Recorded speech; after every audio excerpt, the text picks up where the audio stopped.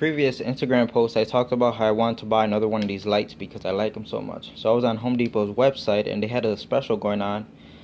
Okay, so for the price that I was going to pay just for the headlamp, I actually get all of this right here for the same exact price, which is another light. It has a battery already inside of it. You get the charger, also a battery inside of it, another USB cable. So for the price that I was going to pay just for this, I get an extra light out of it and 2 batteries. So I thought it was a pretty good deal. This light itself is it's not bad. It's got 2 brightness on it, high and low. It's got 2 magnets on it, on the back and on top. Now the magnet that's on the back is pretty weak. As you can see, it just wants to fall down. But the one on top is really strong. So not bad. 2002 Ram 1500. It came in for some outer tie rods because there's some play in them. It sucks because it's like 9 p.m. and this truck is too big for the garage, so I have to work with the garage door open. Once again, value craft strikes. It is what it is. I don't decide what parts go on a car, so. Okay, so the customer initially brought me his Ram truck because whenever he's driving, the steering wheel would go like this. And the faster he drives, the more frantic it would get. But I noticed, because I took it out for a test drive, and I noticed that it doesn't matter if you're even going 5 miles per hour, it's still there on the steering wheel. And to me, it really seemed like it was only whenever a certain point of the tire hit the ground. So whenever the tire is rotating, almost like whenever you see a lump on a tire, and whenever that area comes to make contact with the road, that's when the steering wheel goes like this. So that's when I brought it in here, and that's when I found he had bad outer tie rods. But he also has a tire issue. Okay, so I'm going to push the tire forward, and you could see when it hits the bad spot. Right there, boom. Okay, so after putting the wheel on the passenger side, it's the driver's side right here. After putting the wheel back on the passenger side, there's no more play. Everything is nice and solid. So it just had the bad outer tie rod on that side. On the driver's side, it's a different story. As you can see, we got the new outer tie rod on, but we still have play. We have side to side and up and down. So it's clear to me we have a bad wheel bearing going on here. I told the customer, I called him already, I told him he needs at least 2 front tires. The bulginess on them is what's causing all the extra stress on these components, and it most likely is what's caused your wheel bearing and your tie rods to fail.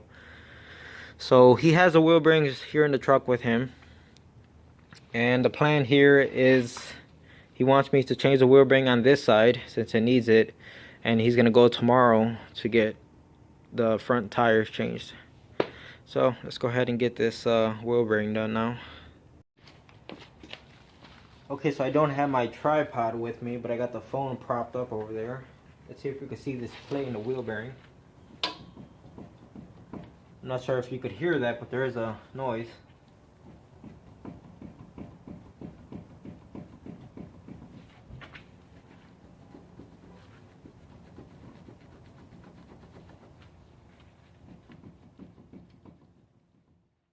Alright, so I'm just about done with this Dodge Ram. New wheel bearing is on, everything is put back together. All I have to do is grab the wheel and put it back on. But this Harbor Freight Harbor Freight has me frustrated. Every time I need to use it, it never works. Like literally doesn't work, and when it does work, I can't get anything done with it. It doesn't have the beans, so one day I'm just gonna have to cough up the money for a big nasty of my own.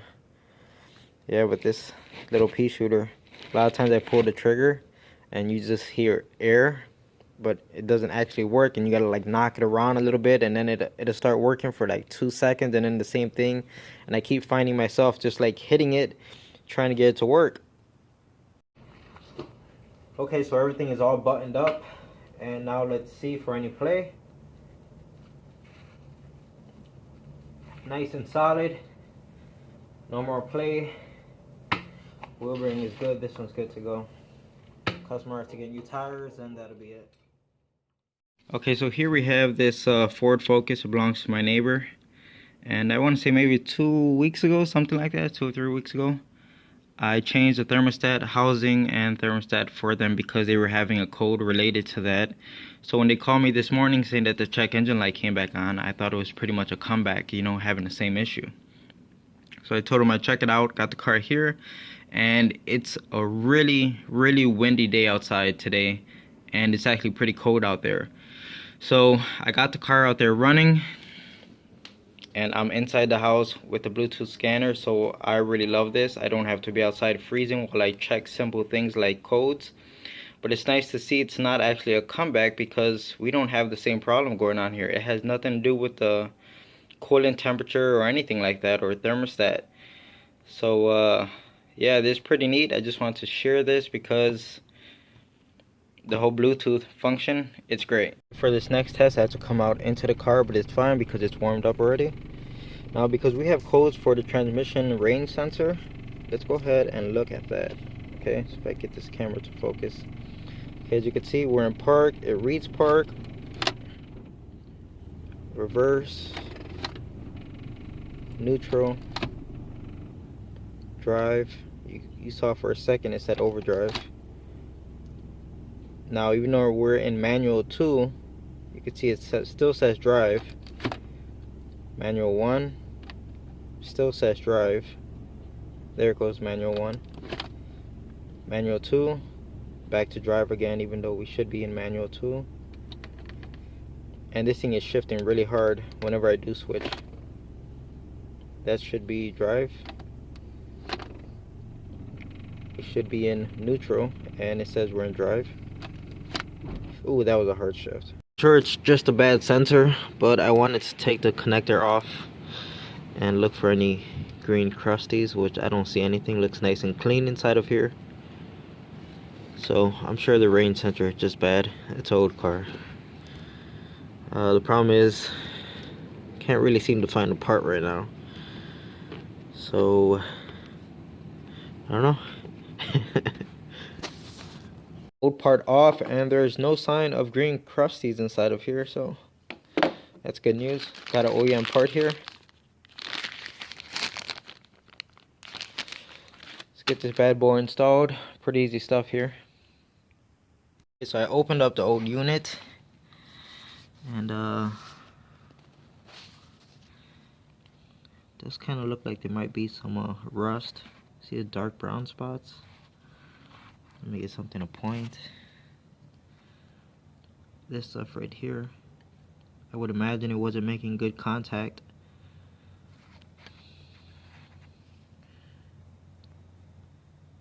You could even see traces of it up here as well. So that's why we were probably getting the circuit codes. See, because it should look nice and clean like this, but that looks like rust. A little bit, not too bad, but it's definitely enough to cause a circuit code. Okay, so just my luck, nothing could ever be easy. As you can see, we got the old radiator out. This is a 2013 Dodge Journey. Customer was in a front end collision right down the center. Boom. So it punctured the radiator. And if you look at this reinforcement beam right down there, it's bent. It's like in a V shape. So this was the biggest pain in the butt to try to get that radiator out with that reinforcement beam bent in that V formation. What a nightmare. So it got me thinking about Thomas's his video that he just put up, talking about giving an estimate, and then when the car comes in, you actually start working on it, taking things apart. It's, you know, you see this, and I don't know, the bill might have to go up because it was just way more work than it had to be because the frame is bent. Okay, so I did get her in, but what a major pain in the butt this thing was. With everything put back together, more or less, we could actually see the reinforcement bar now. You could see how far pushed back it is. and it looks like it's touching a condenser right now, but it's not. It's probably, I want to say, about half an inch away from it. You can see at one point where it did touch the condenser. Look right there. So I don't know if the condenser was punctured. It's not my concern at this moment. Customer just wants the radiator replaced, and it's in. So I think all the hard work is done. It's all bolted up. Now it's just a matter of putting everything back together. But what a pain in the butt to take this out with that reinforcement beam bent like that. So I'm just about done here. Just filling it up with coolant. I still have to put the headlight on it and the front grille, but I want to get the car started and get it running to start bleeding out the system while I start to put the headlight and the grille back on.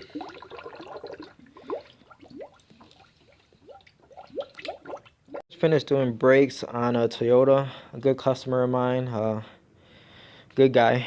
So anyways, we had a bit of a misunderstanding over the phone. He said his brakes are grinding, so I told him he's gonna need rotors for sure. So he comes over, I started taking everything apart, and I asked him, where's the brakes? And he's like, you didn't say to get brake pads, you said I need rotors. So I had to put everything back together. He goes and gets the brake pads, comes back. You can see the rotor here, it's pretty bad, just metal on metal contact. But I want to talk about this. Okay, so I got my new Ingersoll Rand air hammer today, and I wanted to try it out on this, and this rotor was stuck on there pretty good due to rust. So I used it, and I'll tell you one thing, I was blown away at how much power this thing has. I've always been used to using this cheap Harbor Freight one until it finally broke on me, and I decided to buy this one, the Ingersoll Rand 121. And this thing blows it out the water. It has crazy amount of power for its size. I have a 02 BMW 330i, and customer brought it in because of misfires. And whenever it's misfires, it's always all the spark plugs and all the ignition coils, right? Because that's the only thing it could ever be, right? Anyway, look at the short-term fuel trims. Pretty much maxed out. Look at the oxygen sensors. Pretty much not doing anything. We are in closed loop. It's why we're getting readings from the short term. But let's get on the accelerator pedal and keep an eye on the short term.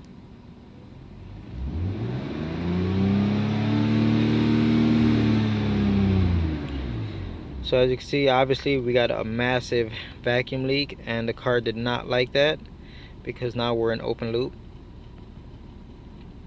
So lean codes, misfire codes, all kinds of crap on this car. Just standing right here, I could hear what sounds like a vacuum leak. And I'm not really familiar with BMWs, but looking down here, you see that little tube down there? There is electrical tape wrapped around it, and that caught my attention. So I get down here and I start reaching at it, and I could hear the vacuum noise, or the vacuum leak, the noise changed like tone, and the engine starts to respond to it. There we go.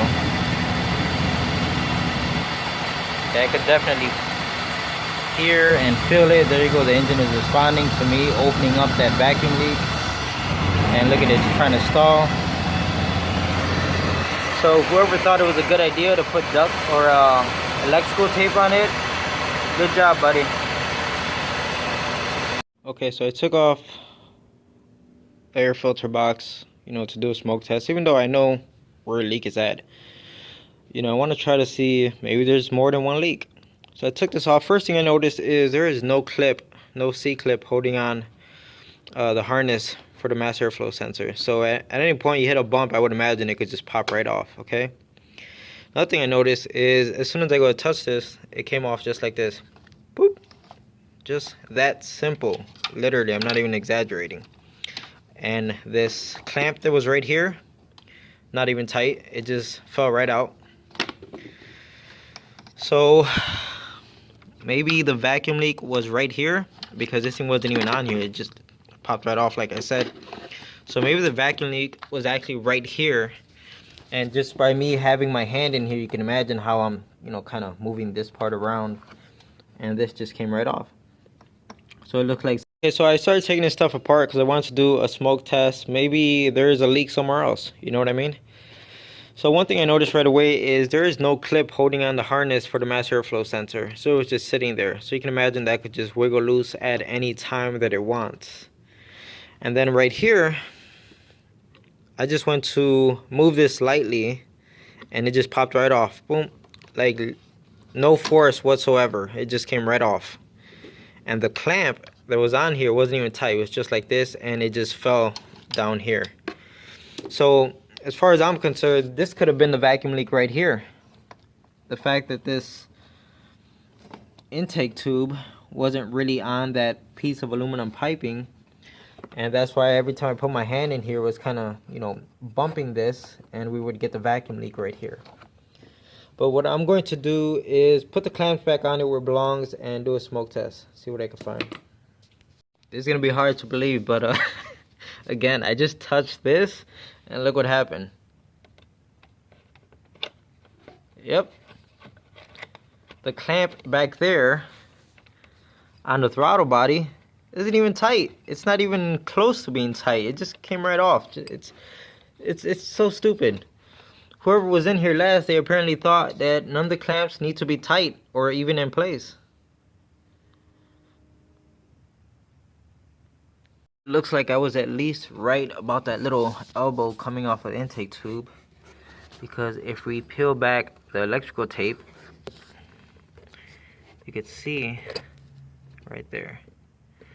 So what I'm thinking happened is someone came in here to repair this with electrical tape for some reason, but they came in here to repair it, and in doing so they loosened all these clamps but didn't bother to tighten them back up. If you're gonna try to fix one vacuum leak, why wouldn't you tighten up all the clamps when you're putting everything back together? It doesn't make sense to me. But clearly the vehicle needs an, I don't know, air intake tube. I don't know what to call it. But what's supposed to be here? Anyone know, BMWs, what is supposed to be here? Is it supposed to be a similar piece but made out of plastic and it broke and maybe someone just upgraded? I love when you keep finding more and more crap. I just noticed this right here. And what is this? I don't know. Is this for evap?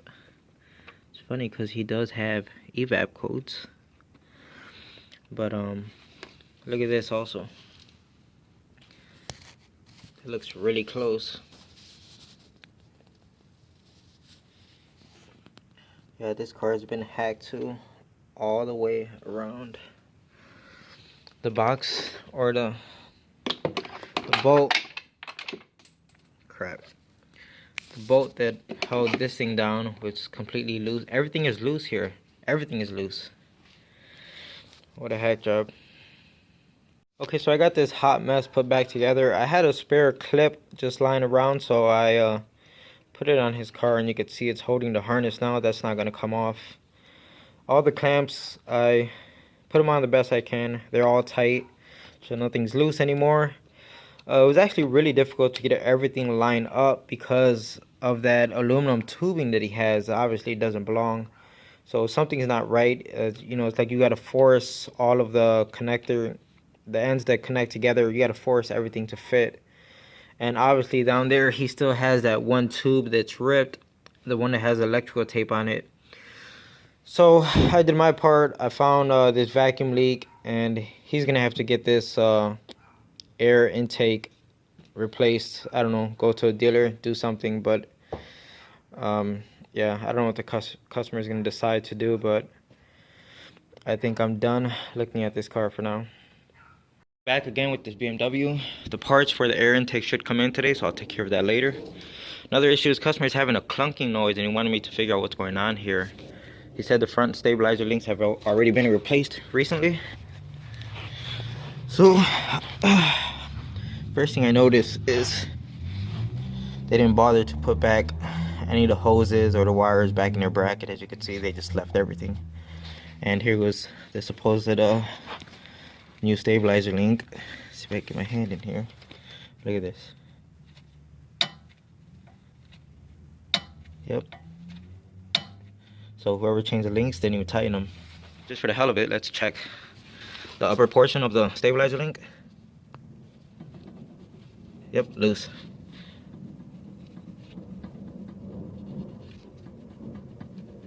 Yeah, that's funny.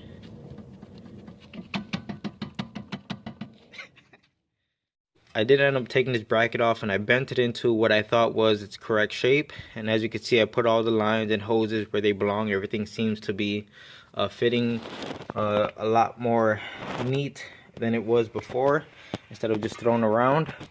I tightened up the nuts on the stabilizer link and it's nice and solid now. It's weird because it's either like someone intentionally left it loose or they went 90% of the way with the nuts and then just forgot about it, maybe walked away from the job. I don't know.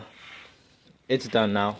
So we did end up getting these two pieces in, so now I'm gonna go ahead and slap these onto the intake system. So I forgot to mention that I also got the little coupler that's gonna connect these two pieces so we can get rid of this junk right here. I did get this piece off and you could see how it was torn. Pain in the butt to get it off. I was trying to get this out of the way so I could, you know, work easier. I know there's supposed to be like an O-ring right back here, but then before I started taking it apart, I looked back here and there, to me, it looks like that is jam-packed with silicone. So you know what? I'm not even gonna touch it. I want to put this stuff together like I agreed to, and I'll probably do one more smoke test afterwards. If it's leaking out of here, that's going to be a different issue. But let me go ahead and put this stuff back together with the new parts. Okay, so the lower section that was the more pain in the butt to get on, I have it on now, and I'm just doing another smoke test right now before I finish putting everything back together. I want to make sure there isn't any leaks. So just cover up this tube where we got smoke coming out of. But other than that, it looks pretty good. So I'm happy with that. It's looking pretty good. By the way, this thing right here to block off intakes and introduce the smoke into the system, oh, I'm loving it. I really am. I can't praise it enough. Alright, so it's looking good so far. I'm gonna go ahead and finish putting everything back together. Okay, so I'm out in this BMW, taking it out for a test drive, and it idles a lot better. I don't feel any more misfires, and the engine feels like it has plenty of power. When you first brought it over, it was really lacking, but it feels good now. So I think I'm gonna leave it at that. I don't think I want to do more work on this car because pretty much the whole car has been hacked up, and I'm not too familiar with BMWs anyway, so you know, I could do simple things here and there, but more engine work, seeing whoever the heck touched this car last, like, I don't want to deal with that mess. The Sonic back in the garage, and we actually replaced these three hoses because they're all just messed up. They're like super soft and they're about to blow out. This one, the one that we did the temporary fix on it, is it just started to leak, so it held up long enough. You can see all the crap in there. So we got all new hoses on it, and we even cleaned out the tank as best as we could. You can see it looks halfway decent now. We're not using OEM hoses anymore. We went with aftermarket. I can't remember what brand it is. AC Delco, I think. But they seem to be a thicker material, so hopefully they last a lot longer. Oh, and for Steve, I did check for the electrolysis thing, and it didn't show any signs of that, so I guess it passed that test. We just did the test on the Chevy Sonic, the one that has that nasty looking coolant, and we've been here for, I don't know, maybe like 5 minutes already, and it's still blue liquid. It has not changed to yellow or even green, indicating a head gasket leak. So head gasket is looking good at this point. If there is some sort of contamination into the cooling system, it could be the transmission oil cooler lines. you know, right here. Maybe there is an internal leak inside the radiator. We don't know yet. But it's good news. This doesn't seem to be anything wrong with the head gasket.